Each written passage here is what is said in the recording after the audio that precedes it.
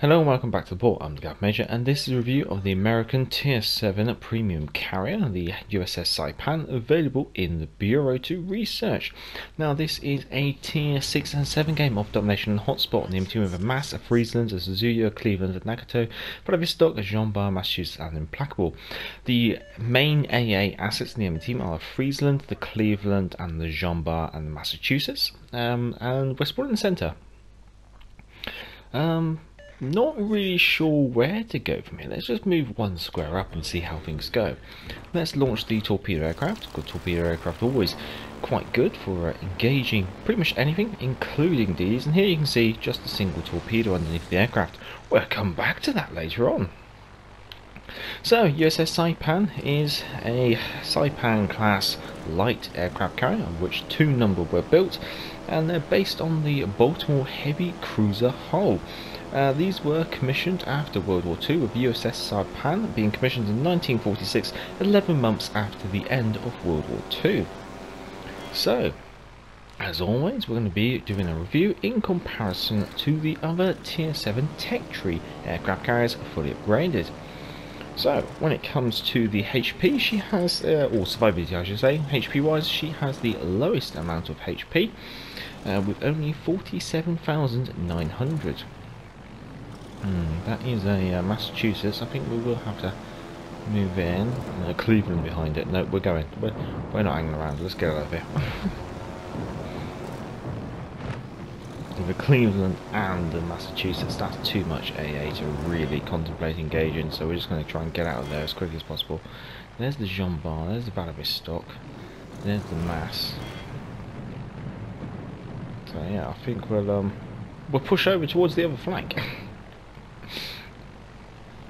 Yeah, so yeah, lowest HP 47,900. No torpedo reduction, and when it comes to the arm scheme, it's always best to go back to the port and take a look at the armor viewer there. So here we are back in the port, taking a look at the arm scheme of the Saipan. Well, first of all, I guess let's just take a general overview. Well, yeah, lots of fin plating. Looks like she's going to be easily overmatched by battleships if she gets spotted, but maybe a bit more resistant against cruisers. So let's start from the look. So the blue stuff is capable of ricocheting 8-inch AP and making low caliber AB shells ricochet as well. So generally it looks like she's resistant to stay angled, to say, against light cruisers and potentially destroyers as well. So that's most of the upper decks. That's 16mm, 16mm on the side of the hangar. Also the superstructure, just usual 30mm of plating, so that's going to be easily farmed if needed, but it is very small, so we can just take that away, and we'll take away the upper deck as well. Looking at the bow and the stern, this is 19mm, so again, there's not really too much to really say about this. I guess one thing really adds is it's just going to be able to resist low caliber high explosive shells, and also stop low caliber AP shells penetrating as well. So that's alright, I guess you could say, and we can take that away.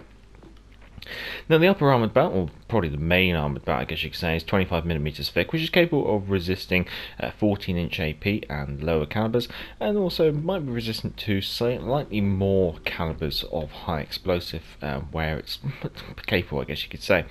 Again, not really too much to really talk about there. It says down mostly below the waterline at the rear, but there is part of it which is ever so slightly above the waterline. I mean, we're talking about a tiny, probably like 1 foot or something like that. So in that regards, the citadel is going to be quite hard to find up close, because the trajectory of shells, maybe at range she might fare, well, you might be able to deal more damage to her because the shots become more plunging fire, and I think that's going to be where being able to take a Saipan out is going to be more capable. When it comes to probably dropping AP bombs on the Saipan, it's going to be the typical drop it on the funnels, well, where the funnels are on the main deck, and then hope that you can punch all the way through into the citadel. It's just worth noting that there is probably quite a substantial amount of, you've got that upper deck, and then you've got the intermediate deck level as well, which is going to be slowing down the bombs as they make their way down to the citadel. Apart from that, not really too much to talk about with the Saipan, so let's get back to the game. Welcome back. So, onto the aircraft in regards to the bombers. These have the highest HP of 3,400. and the joint second fastest airspeed of 166 knots. Squadron size is 6 with 2 aircraft per attack, and they have a detection of 8 kilometers. Is the battleship stop moving? Yeah, it does look like it is moving, doesn't it? Now, they do have the second longest aircraft restore time of 90 seconds, do have the second highest HE bomb damage of 10,100, and also have the highest fire chance of 64% per bomb. And it's worth noting that each aircraft will drop 2 bombs per run, so you will be dropping 4 bombs in total with full strike. When it comes to the torpedo aircraft, these again have the highest HP of 3,400, have the third slowest airspeed of 158 knots, and as you have seen, a squadron size of nice, another flooding. A squadron size of 6 and a attack size of 2. Now, they have the second shortest detection of 8 kilometers and the longest restore time of 90 seconds per aircraft, with the second lowest torpedo damage of 5,900, but as you've seen, they drop 2 per drop, even though they only carry 1. Must be some mysterious magic happening there. Now, with the torpedoes, they are the third fastest at 48 knots, but also have the third shortest range of only 3.5 kilometers. Let's see if we can get some more work done on this Vladivostok. With the Saipan, her AA rating isn't that amazing, let's be honest. She's only got medium and short range anti-aircraft capabilities, which means that pretty much if you do come under aircraft attack, they will be getting through. What this does mean is that the Saipan is very susceptible to being carrier snipes, because she has that very low HP and she doesn't have a lot of actual defense apart from her fighters. So if you want to snipe a Saipan, it's more than feasible, and something that I have been rather concerned about happening to me during my playthroughs. We'll just get these last bombs away.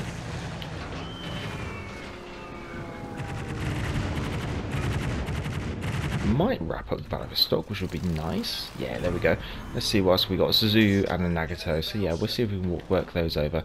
Just noting the Cleveland getting a little close, so quickly manoeuvre around the island.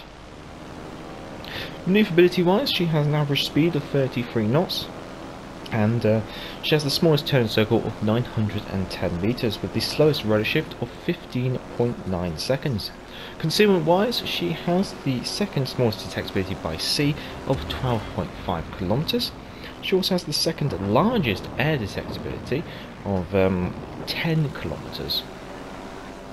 Right, with the Cleveland moving there and the Nagato moving there, we'll just move over there. So, on to the... oh, Nagato's now gone. Okay, things are developing rather quickly. We're going to have to start working over the other flank mostly. So I might even actually just hold my position, because it's quite a reasonable flight distance over there. So, the consumables on the aircraft carrier. You get fighter cap ×4, this has a 600 second duration and a 40 second reload, and you also have damage control party, which has a 60 second duration and a 90 second reload.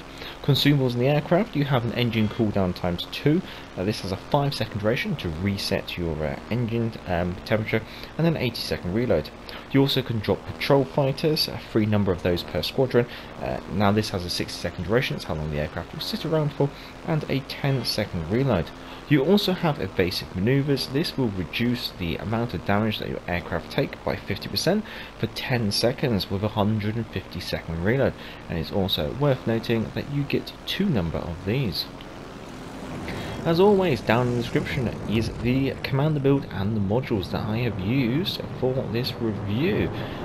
Once I've got these torpedoes, I can look down. So, modules that I've taken Flight Control Group 1. The reason being is this does reduce your aircraft restore time, which is something the Saipan does suffer with.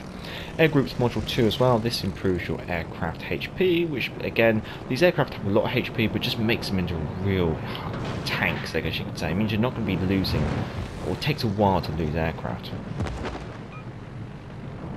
And taking Concealment Systems Module 1, I think that kind of goes without saying really when it comes to a concealment for an aircraft carrier. And furthermore, I've taken Air Groups Module 3 because this improves the HP of your aircraft again, and also improves your return airspeed of those aircraft, how quickly they come back to your carrier.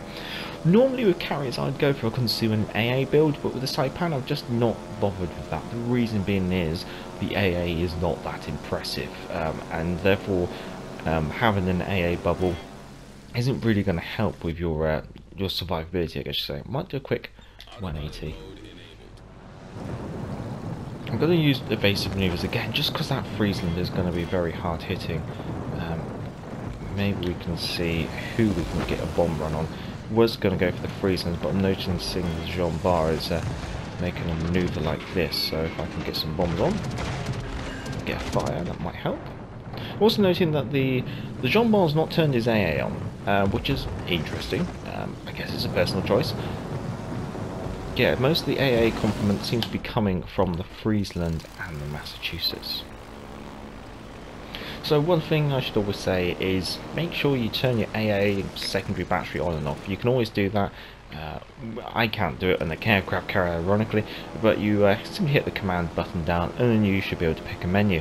As a destroyer I'd always recommend turning off your AA. Unless you're a Friesland, then you might as well just let that carrier know where you are, because it's going to probably scare the carrier off. Noticing that Massachusetts is making a turn to angle in against the battleship, so I'm going to try and take advantage of that as it happens. I don't know if these torpedoes will work. We'll see what we get. Getting one hit, but we can line up with the next volley.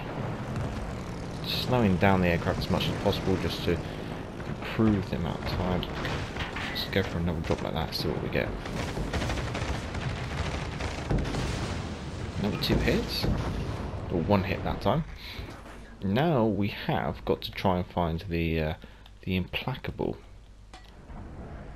So first of all we'll get our carrier moving south again, and then we'll go find them. So the Saipan, generally she seems, I quite like her. I'll be honest, she seems to be quite hard hitting. The aircraft are quite tanky and they do quite a lot of damage. Obviously the Saipan herself is exposed, so from like an aircraft point of view, really like the aircraft, really like what they can do. Yeah, they do wonders, as let's put it. In regards to the aircraft carrier herself, she is okay, small and manoeuvrable, nice. But the downsides is she's very weak, and she can't really defend herself. She's got no secondary armament worth mentioning. By worth mentioning, I mean there's nothing to mention. Furthermore, she has barely any AA complement, which also is quite risky. So she is very susceptible to being carrier sniped or being picked out by an enemy carrier. There should be an implacable around here somewhere, I think.